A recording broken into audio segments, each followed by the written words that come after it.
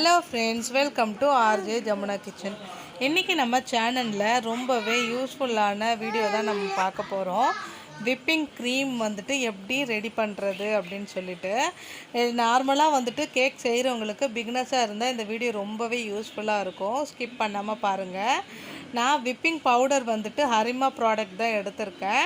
இந்த பவுடர்லேருந்து whipping cream எப்படி make பண்ணுறது அப்படின்னு தான் இந்த வீடியோவில் பார்க்க போகிறோம்.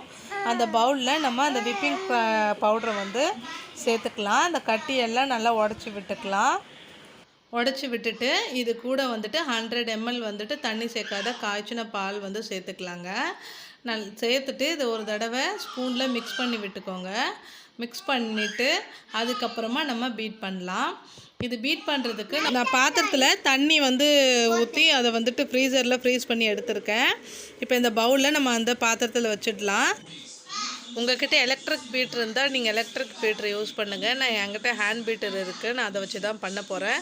அப்படி இல்லைனாலும் ஒன்றும் ப்ராப்ளம் இல்லை. விஸ்க் இருந்ததுன்னா நீங்கள் விஸ்கில் பண்ணுங்கள், கொஞ்சம் டைம் எடுக்கும், அவ்வளோதான்.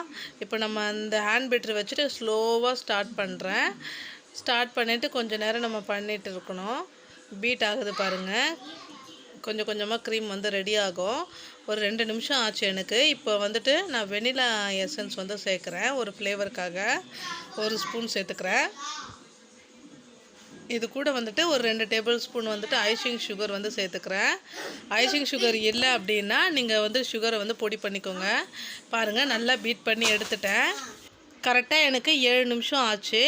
கிட்டத்தட்ட ஒரு 5லேருந்து 10 நிமிஷம் ஆகும் இது வந்து ரெடி ஆகிறதுக்கு. மொத்தமாக எனக்கு 7 நிமிஷம் ஆச்சு. பாருங்கள் எவ்வளோ சூப்பராக வந்திருக்கு பாருங்கள் க்ரீமு.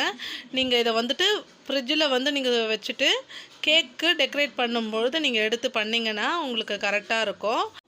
வீடியோக்காகன்றதுனால நான் உங்களுக்கு உடனே அப்ளை பண்ணி காட்டுறேன். பாருங்கள், ரொம்பவே சூப்பராக வந்திருக்கு க்ரீமு.